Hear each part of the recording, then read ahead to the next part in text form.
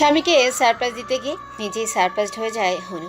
তার স্বামী একটি মেয়ের সাথে বিবস্ত্র অবস্থায় শুয়ে আছে। হঠাৎ দরজা খোলার আওয়াজেই দুজনেই চমকে ফিরে তাকায় ও চমকে যায়। তাড়াতাড়ি করে এলোমেলোভাবে কাপড় নিয়ে মেয়েটি ওয়াশরুমে চলে যায়। হনুর স্বামী সাফিন কোনো রকম কাপড় পরে হনুকে প্রশ্ন করে, ও ও অনু, তুমি আজকে? তোমার তো পরশু আসার কথা ছিল। হনুর বুক ফেটে কান্না আসছে। তারপরেও নিজে কান্নাকে সংযত রেখে সে বলল, কেন? আজকে এসে কি তোমাদের এই অবস্থায় দেখে খুব বেশি সমস্যা করে দিলাম? দেখো অনু, আই ক্যান এক্সপ্লেইন। হেরি মাঝে ওয়াশরুম থেকে মেয়েটি বেরিয়ে এলো। হনু আর নিজেকে ঠিক রাখতে পারলো না। অঝরে কান্না করতে লাগলো আর আচমকা গিয়ে মেয়েটির গালে চড় দিতে লাগলো আর চিল্লিয়ে বলতে লাগলো, এই মেয়ে, তুমি কে? এখানে এভাবে কি করছিলে? আর কতদিন ধরে চলছে এসব? তোমাদের লজ্জা করে না এসব করতে?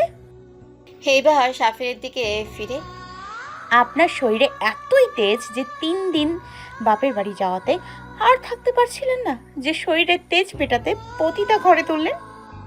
এইবার মেয়েটি ফুঁসে উঠে বেশ ঝাঁঝালো কণ্ঠে বলল, সাবি, তুমি চুপ করে বসে আছো কেন? তোমার স্ত্রী সেই কখন থেকে আমাকে যা তা বলে যাচ্ছে। তুমি কি তাকে কিছুই বলনি আমাদের সম্পর্কের কথা আর তোমাদের ডিভোর্সের ব্যাপারে? কথাটি শুনে অনুর মাথায় আকাশ ভেঙে পড়ল। ইরা শোনা, আসলে আমি সময় পাইনি ওকে বলার। আমি ঠিক করেছিলাম ও বাবা বাড়ি থেকে ফিরলে ওর সাথে ডিভোর্সের ব্যাপারে কথা বলবো। এর আগেই ডিভোর্স? কিসের ডিভোর্স শাফিন? কি বলছে এই রাস্তার মেয়েটা? একটা রক্ষিতার কথায় তুমি আর কিছুই বলতে পারলো না অনু। তার আগেই সাফিন এলোপাথারি মারতে লাগলো। তোর সাহস তো কম না, তুই আমার সামনে আমার ইরাকে বাইরের মেয়ে বলছিস, রক্ষিতা বলছিস। আজকের পর আমি আর তোর মুখ দেখতে চাই না। আমার চোখের সামনে থেকে চলে যাবি সারা জীবনের জন্য। আর কিছুদিনের মধ্যে ডিভোর্স লেটার পেয়ে যাবি বলে আর সাফিন ঘরে থাকলো না, বাইরে বের হয়ে গেল। এবার ইরা অনুর সামনে গেল। দেখলে তো কার স্থান কোথায়। তারপর ইরাও বের হয়ে গেল ঘর থেকে। দরজার পাশে বসে কান্না করছে অনু। ওঠার শক্তিটুকুও নেই শরীরে। এর আগে কখনো গায়ে হাত তোলেনি সাফিন, কখনো জোর গলায় কথা পর্যন্ত বলেনি। আর আজ সব শেষ হয়ে গেল। কি কমতি ছিল তার মধ্যে? কিছুদিন ধরেই অনু সাফিনের ব্যবহার লক্ষ্য করছিল। আগে অনু দুষ্টুমি করলে সাফিন খুশি হতো, আর এখন বিরক্ত হয়। প্রত্যেকটা কাজে নানান ধরনের কথা শোনায়, যার তার সাথেই তুলনা করে আর খারাপ ব্যবহার করে। কিন্তু কিছুক্ষণ পর আবার মাপ চেয়ে নিত, বলতো কাজের চাপে মাথা গরম থাকায় এরকম ব্যবহার করে। তাই অনু সাফিনের ব্যবহারগুলো মেনে নিয়েছিল। সাফিন আর অনু বিয়ে ছিল প্রেমের বিয়ে। 2 বছর সম্পর্কের পর সাফিন আর অনু পালিয়ে বিয়ে করে। সাফিন বেকার থাকায় অনুর পরিবারের লোক তাকে মেনে নেয়নি। তাই তো 22 বছরের ভালোবাসাকে ফাই ঠেলে সাফিনের হাত ধরে পালিয়ে গিয়েছিল, ভেবেছে কিছুদিন পর সবাই মেনে নেবে। আর মেনেও নিয়েছিল তাদের বিয়ের 1 বছর পর। সাফিনের পরিবার বলতে ওর মা, বড় ভাই, ভাবি ছিল। কিন্তু চাকরি হবার পর সাফিন আলাদা হয়ে যায়। অনুর শাশুড়ি অনুকে পছন্দ করতেন না। উঠতে বসতে নানান ধরনের কথা শোনাতেন, ভালো ব্যবহার করতেন না। কিন্তু তবু কখনোই তার মুখের উপরে কোনো কথা বলেনি। তার সব কথা মানতেই চেষ্টা করতো অনু। যথেষ্ট সম্মান করতো অনু তার শাশুড়িকে।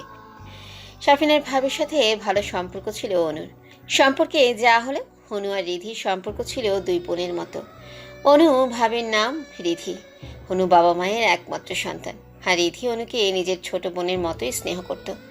আর সাফিনের বড় ভাই শাওন তাকে ছোট বোনের মতো আদর করত। বিয়ের 1 বছর পর অনুর পরিবার মেয়েকে মেনে নেয় অনুকে। তাই প্রায় যাওয়া আসা করত, কিন্তু থাকতে পারতো না সাফিনের কারণে। তার কথা মতো অনুর বুকে মাথা রেখে না ঘুমালে তার ঘুমই হয় না।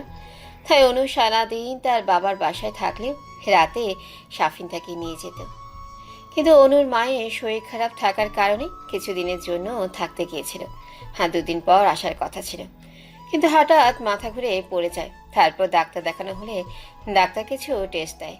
রিপোর্ট পাওয়ার পর জানতে পারে অনু প্রেগনেন্ট। তার জন্যই অনু সাফিনকে সারপ্রাইজ দিতে 2 দিন আগেই পাশে এসেছিল। কিন্তু তারপর যা হলেও তার জন্য সে মোটেও প্রস্তুত ছিল না। কোনো শরীরের আঘাতের থেকে মনের আঘাতটা বেশি ছিল। সে সাফিনের এমন পরিবর্তন মেনে নিতে পারছে না। বহু কষ্টেই উঠে দাঁড়ালো অনু। তারপর বারান্দায় দোলনায় বসে পড়ল। তার প্রেগনেন্সির খবর আর দেওয়া হলো না সাফিনকে। সাফিনের সাথে কথা বলতেই হবে, তারপর সে যাবে সাফিনের জীবন থেকে সারা জীবনের জন্য। কিন্তু তার কিছু প্রশ্নের উত্তর দিতে হবে সাফিনকে। এসব ভাবতে ভাবতেই কখন যে ঘুমিয়ে পড়লো অনু জানেই না। সাফিন ভাবছে কি করে পারলো ও অনুর গায়ে হাত তুলতে। দোষ তো তারই ছিল। গায়ে হাত না তুলে বোঝানো উচিত ছিল যে সে থাকতে চায় না তার সাথে। হয়তো ভালোবাসাটা নেই আগের মতো। আচমকা সাফিন তার হাতে আঘাত করতে লাগলো। এই হাত দিয়ে সে অনুকে মেরেছে। কেন জানি তার বুকে চিনচিনে ব্যথা করছে। কিন্তু সে তো অনুকে ভালোবাসে না। তাহলে কেন এমন হচ্ছে? মায়ায় পড়ে? হয়তো অনেকগুলো দিন একসাথে থাকার কারণে হয়তো মায়া হয়েছে, তাই তার কষ্ট হচ্ছে। মেয়েটার তো কোনো দোষ নেই, হতো তার সর্বোচ্চ দিয়ে সংসারটাকে হাগলে রেখেছে। সাফিনের ভালো লাগা খারাপ লাগা নজর দিয়েছে। অসুস্থ হলে সেবা করা, সকালে অফিসে যাওয়ার আগে সব কিছু গোছগাছ করা, রাত্রে নিজে না খেয়ে ডিনারের জন্য অপেক্ষা করা, সর্বোচ্চ চেষ্টা করেছেন মেয়েটা। কিন্তু সময়ের সাথে সাথে কীভাবে জানি ভালোবাসাটা হারিয়ে গেছি মন থেকে। হয়তো ইরার ঝাঁঝালো রূপ দেখে, তার স্টাইল দেখে, কথাবার্তার আচরণ সব কিছুতেই সাফির মুগ্ধ হয়, যা আগে অনুর জন্য হতো। অনু মেয়েটা বড্ড সেকেলে, সব সময় শাড়ি পরে থাকে। বিবিএ কমপ্লিট করার পরেও চাকরি না করে সংসার সামলানোর জন্য ঘরে থাকে, রান্না করে। সব কাজের জন্য সাফিনের উপর নির্ভর থাকে। সব কিছুতেই তাই অনুমতি লাগবে। নিজস্ব কোনো স্বাধীনতা নেই মেয়েটার মাঝে। বেশি সাজগোজ পছন্দ না তার। হালকা কাজল আর কপালে টিপ, হাঁচের চুড়ি আর হালকা লিপস্টিক, এই তার সাজ। সবসময় সাধারণ থাকতেই পছন্দ করে সে। অফিসেও কোনো পার্টিতে গেলেও সে বড্ড সাধারণ সাজে যেত। তার বন্ধুদের সাথে ভালোভাবে কথা বলতে চাইতো না, মিশতে চাইতো না, যা মাঝে মাঝে সাফিনকে বিব্রত করে দিত। তাই তো সে তাকে পার্টিতে নিত না। অন্যদিকে ইরা মেয়েটা যেন কোনো মডেলের থেকেও কম নয়। অফিসে সব সময় টিপটপ করে চলে, সবার সাথে এই হাসি মুখে কথা বলে। যে কোনো পার্টিতে এসে থাকে মধ্যমণি। তার রূপের চর্চা সবার মুখে মুখে। আর সেই মেয়েটা সাফিনকে প্রপোজ করে, তাই তো সে অনুকে বাদ দিয়ে তার দিকে ঝুঁকেছে। আর সব থেকে বড় যা সাফিনকে মুগ্ধ করেছে তা হলেও স্বাধীনতা। মেয়েটা স্বাধীনভাবে চলাচল করতে পছন্দ করে, কারোর উপরে নির্ভর না। ফিজিক্যাল রিলেশনে যেতে চায়নি সাফিন ডিভোর্সের আগে, কিন্তু ইরার জোর জবরদস্তি করায় সে আর না করতে পারেনি। এমনিতেই সে ইরার রূপে মুগ্ধ। তারপর কোন ঘরে যেন তাদের মধ্যে সম্পর্কটা হয়েই যায়। কিন্তু প্রত্যেকবার শারীরিক সম্পর্কের পর সাফিন বিষণ্ণতায় ভুগত। তার মনে হতো সে অনুকে ধোঁকা দিচ্ছে। কই, অনুর সাথে মিলনের পর তো কখনোই এমন বিষণ্ণতায় ভুগত না, যেন মনটা আরও ফুরফুরে হয়ে যেত। তাই তারপর থেকেই সাফিন অনুর সাথে কারণে অকারণেই খারাপ ব্যবহার শুরু করে। কিন্তু কেন জানি আবার গিল্টি ফিল হতো যে মেয়েটার কোনো দোষ নেই, তাই সে ক্ষমা চেয়ে নিত নানান বাহানায়। তার ঠিক 1 মাস পর আজ অনু সব জেনে যায়। আরেকটা বিষয় সে লক্ষ্য করেছে, অনুকে ছাড়া তার ঘুম হয় না। হয়তো অনেক দিনের অভ্যাস, তাও পরিবর্তন হয়ে যাবে ইরাকে পেয়ে। হীরাকে সে কথা দিয়েছে খুব তাড়াতাড়ি অনুকে তাদের সম্পর্কের কথা বলে ডিভোর্স দিয়ে দিবে আর তাকে বিয়ে করবে। তাই তো এত দূর আগানো। সে সঠিক সময়ের অপেক্ষায় ছিল, কিন্তু অনুর মায়াভরা মুখ দেখে সে আর কিছু বলতেই পারতো না। অনু খুব ফর্সা না হলেও উজ্জ্বল শ্যামলা, চোখ দুটো টানা টানা, সরু নাক আর পাতলা ঠোঁট দুটো গোলাপের পাপড়ির ন্যায় লাল। অসম্ভব মায়া তার চেহারায়। হয়তো যে কেউ তার মায়ায় পড়ে যাবে, যেমন ভার্সিটির প্রথম দিনেই সাফিন তার মায়ায় পড়েছিল। অনু প্রচণ্ড চঞ্চল মেয়ে আর প্রচুর দুষ্ট, এই জিনিসটাই টানতো সাফিনকে তার মায়াবতীর দিকে। কিন্তু ইদানিং কেন জানি মায়াবতীর দুষ্টুমিগুলো তার বিরক্তের কারণ হতো। এইসব কথা ভাবতে ভাবতে সাফিন বাড়িতে পৌঁছলো। বাড়িতে ঢুকে দেখলো মেইন দরজা খোলা। সে তাড়াতাড়ি রুমে ঢুকলো। রুমটা ফাঁকা দেখে হঠাৎ তার বুকে ধুক করে উঠল। কি যেন নেই রুমটাতে। তাহলে কি সত্যি মায়াবতী চলে গেছে তাকে ছেড়ে? হঠাৎ সে বুঝতে পারলো সে কি ভাবছে। সে তো অনুকে ভালোবাসে না, অনুর কথা ভাববে না সে আর। এখন থেকে শুধু ইরার কথাই ভাববে। কিন্তু তার কেন জানি মনে হচ্ছে অনু এই ঘরেই আছে। অনুর উপস্থিতি সে বুঝতে পারে, তাই সে প্রত্যেকটা ঘর আর ওয়াশরুম চেক করলো, কিন্তু অনুকেই পেল না। তাই হতাশ হলো। হঠাৎ বেলকনির কথাই মনে পড়লো সে। দ্রুত বেলকনিতে গেলেও গিয়ে দেখে অনু দোলনায় শুয়ে আছে। তাই শরীরের বিভিন্ন জায়গায় মারের দাগ, কিছু কিছু জায়গায় কেটে গেছে, রক্ত পড়ছে। চোখের জল শুকিয়ে দাগ পড়ে গেছে মুখে। অনুর অবস্থা দেখে সাফিনের চোখ থেকে আপনা আপনি 2 ফোঁটা জল গড়িয়ে পড়ল। অনুর বাবা মা কখনোই অনুর গায়ে ফুলের টোকাও দেয়নি, তাদের একমাত্র সন্তান বলে। আর আজকে সে জানোয়ারের মতো পিটিয়েছে অনুকে, তাও কোনো দোষ ছাড়াই। কোনো নারী তার স্বামীর ভাগ কাউকে দিতে চায় না, কেউ এটা মেনে নেয় না, তাই তো তার রাগটা স্বাভাবিক। কিন্তু সাফিন নিজেকে কন্ট্রোল করতে পারেনি। কথাটা ভেবে একটা দীর্ঘশ্বাস ফেলল সাফিন। তারপর অনুকে কোলে নেয় সাফিন। অনুর গায়ে হাত দিয়ে সাফিন বুঝতে পারে ওর গা প্রচণ্ড গরম হয়ে আছে। সে তাড়াতাড়ি তাকে বিছানায় শুয়ে দেয়। তারপর একটি পাত্রে হালকা গরম পানি এনে ঘাগুলো মুছে দিয়ে সেখানে ওষুধ লাগিয়ে দেয়। ও আরেকটি বাটিতে পানি নিয়ে জলপট্টি দিতে থাকে। বেশ কিছুক্ষণ জলপট্টি দেওয়ার পর অনু মিটমিট করে চোখ খুলে তাকায়। আর অনুর তাকানো দেখে সাফিন খাবার নিয়ে আসে অনুকে খাওয়ানোর জন্য। সাফিন অনুকে ডাকতে থাকে। অনু, অনু খাবারটা খেয়ে নাও, তারপর মেডিসিন নিতে হবে তো রে বাবা। অনু উঠো শোনা। না, অনুশোনা খাবে না। তুই পচা, তুই ভালো না। আব্বু আমারে সাফিন নাই মারছে, তোর সাথে কথা নাই। আরি, আমি আমার বাবুকে বলে দিব তার বাবা পচা। সাফিন জানে জ্বরের ঘোরে অনু নানান ধরনের কথা বলে, কিন্তু পরের দিন সকালে কিছুই মনে থাকে না। কথাটা ভেবেই সাফিন মুচকি হাসলো। এমনিতেও আরো বেশি পাগলামি করে, কিন্তু আজকে হয়তো শরীর খারাপ থাকায় হাসতে হাসতে কথা বলছে। ওকে, এই দেখো আমি কান ধরে ক্ষমা চাচ্ছি, আর কখনো তোমাকে মারবো না। এবার খাবারটা খেয়ে নাও। খাবার খেয়ে মেডিসিন নিতে হবে, নইলে তো জ্বর কমবে না। আমরা তোকে কখনো ক্ষমা করব না। না না, তুই পচা, এমন পচা বাবুর পাপা আমাদের লাগবে না। হঠাৎ অনু কান্না করতে লাগলো। অনুর কান্না দেখে সাফিন ব্যস্ত হয়ে পড়ল। অনুর কান্না যেন সাফিনের বুক ফেটে যাচ্ছে। কি হয়েছে, কান্না করছো কেন? আমি সরি বললাম তো। প্লিজ কান্না করে না। তুমি আমাকে যা খুশি শাস্তি দাও, কিন্তু কান্না করো না। তোমার কান্না সহ্য করতে পারি না। কথাটা বলেই সাফিন অনুকে বুকে টেনে নিল। অনুও তাকে জড়িয়ে ধরে কান্না করতে থাকে আর বলে, আমি আপনাকে কখনো ক্ষমা করব না সাফিন। সারা জীবনের জন্য দূরে চলে যাব আমরা। হারিয়ে খুঁজবে না ভাই, কিন্তু তখন খুব দেরি হয়ে যাবে। তারপর সাফিনকে ধাক্কা দিয়ে দূরে সরিয়ে দেয়। আমার শরীর খুব ব্যথা করছে সাফিন, আমি সহ্য করতে পারছি না। অনুর প্রত্যেকটা কথা সাফিনের বুকে তীরের মতো বিঁধল। সারা জীবনের জন্য দূরে চলে যাব আমরা, কথাটা সাফিনের কানে বারবার বাজছে। অনু কেন নিজেকে বারবার আমরা আমাদের বলছে, কিন্তু পরক্ষণে ভাবলেও জ্বরের ঘরে হয়তো হাবল তাবল বকছে। তারপর সে অনুকে শান্ত করলো। ওকে চলো, চলে যেও, কিন্তু আগে খাবারটা খেয়ে নাও। খাবার খেয়ে মেডিসিন নিলে ব্যথা কমে যাবে। এইদিকে এসো, আমি খাইয়ে দেই। হা করো। সাফিনের কথা শুনে অনু বাধ্য মেয়ের মতো খাবার খেয়ে নিল। তারপর মেডিসিন নিয়ে গুটিসুটি মেরে শুয়ে পড়ল। সাফিন প্লেটগুলো রেখে রুমে এসে দেখে অনু ঘুমিয়ে আছে। তাই সেও কি যেন মনে করে অনুকে জড়িয়ে ধরে শুয়ে পড়ল। হয়তো এইটাই শেষ জড়িয়ে ধরা, আর শেষ ঘুম তার মায়াবতীর সাথে। সারা জীবনের জন্য দূরে চলে যাব কথাটা বারবার কানে বাজছে। তার কেন জানি কথাটা সহ্য হচ্ছে না। এসব ভাবতে ভাবতেই কখন যে ঘুমিয়ে গেল সে নিজেও জানে না। সকালে সকালে ঘুম থেকে উঠেই অনু নিজেকে ভারী ভারী অনুভব করলো। পাশে ফিরে দেখে সাফিন তাকে আষ্টে পৃষ্ঠে জুড়ে ঘুমিয়ে আছে। ঘুমের মধ্যে ছেলেটাকে কত নিষ্পাপ দেখায়। হঠাৎই কালকের ঘটনার কথা মনে পড়লো অনুর। ধাক্কা দিয়ে সাফিনকে নিজের থেকে সরিয়ে দিল। মাথাটা ঝিমঝিম করছে, শরীরটা ব্যথায় কুকড়ে যাচ্ছে। সারা আছে সাফিনের সাথে ছিল। কথাটা ভাবতে অনুর গা গুলিয়ে উঠল। সে কোনো রকমে দৌড়ে ওয়াশরুমে গেল আর গড়গড় করে বমি করে দিল। অনুর ধাক্কায় সাফিনের ঘুম ভেঙে গিয়েছিল।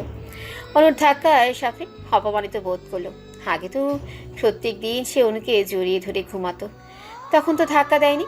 অনুর বমি করা দেখে সে ভাবলো হয়তো জ্বরের কারণে বমি হচ্ছে, তাই সে উঠে ওয়াশরুমে গেল অনুকে ধরতে। কিন্তু তার আগেই অনু তাকে হাত উঠিয়ে ধরতে মানা করে দেয়। তাই সে সেখান থেকে বাড়ির বাইরে চলে যায়। অনুর ইগনোরেন্স সহ্য হচ্ছে না সাফিনের। হঠাৎ সে ভাবতে লাগলো, সে কি অনুকে ছাড়া থাকতে পারবে? একবার অনুর সাথে কথা বলতে হবে। সে অনুকে ডিভোর্স দেবে না, সেও থাকবে, ইরাও থাকবে, কিন্তু সে থাকবে বন্ধু হয়ে। কিন্তু ইরা কি ব্যাপারটা মেনে নিবে? আর অনুই বা মানবে কেন বন্ধু হয়ে থাকতে? সেও তো একজন লাইফ পার্টনার চায়। তাহলে এই ডিভোর্সের পর কি আবার বিয়ে করবে? অন্য কেউ অনুর উপর অধিকার খাটাবে? কথাটা ভাবতেই কেন যেন সাফিনের রাগ উঠে গেল। যেন কেউ তার ভিতর থেকে বলছে অনু শুধু তার, হনুর উপর অধিকার শুধুই তার। তারপর সে বাসায় রওনা দেয়।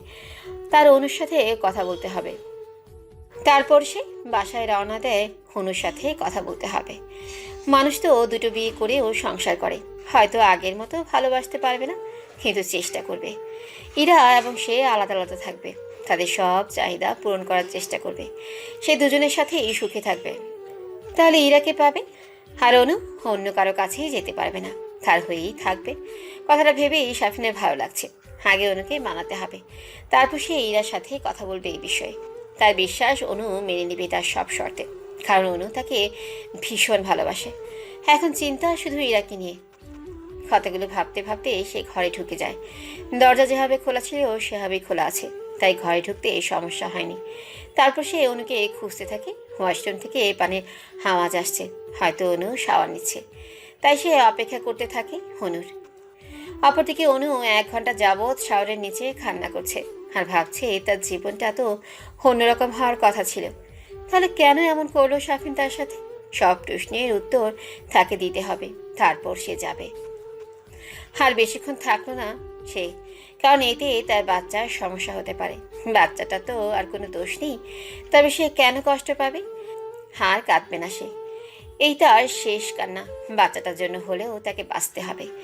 বাচ্চাটা না থাকলে হয়তো সে এতক্ষণ মরেই যেত। বাচ্চাটাই হচ্ছে বাচ্চার একমাত্র অবলম্বন। সে তাকে আঁকড়ে ধরে সারা জীবন থাকতে পারবে, তাকে মানুষ করার জন্য।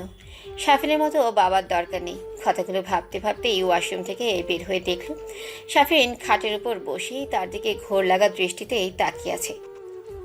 সে তার দিক থেকে চোখ সরে আয়নার সামনে বসে চুল মোছায় মনোযোগ দিল।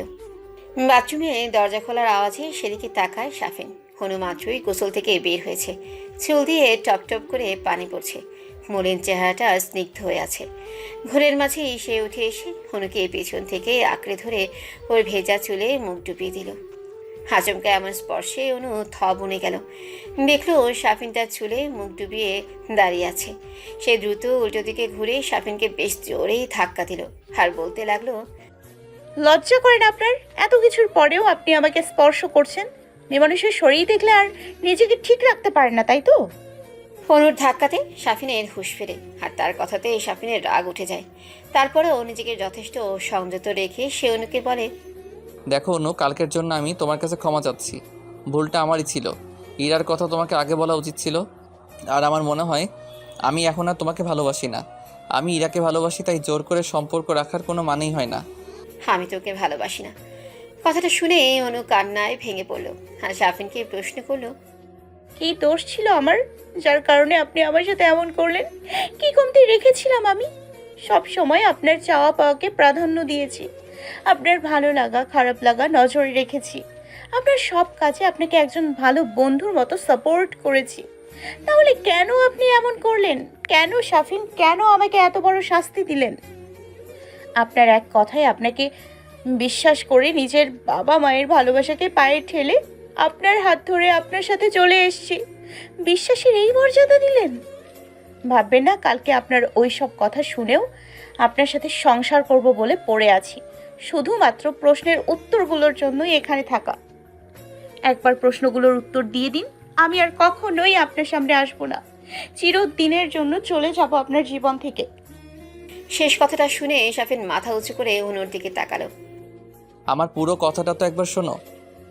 না, আগে আপনার প্রশ্নের উত্তর দিতে হবে।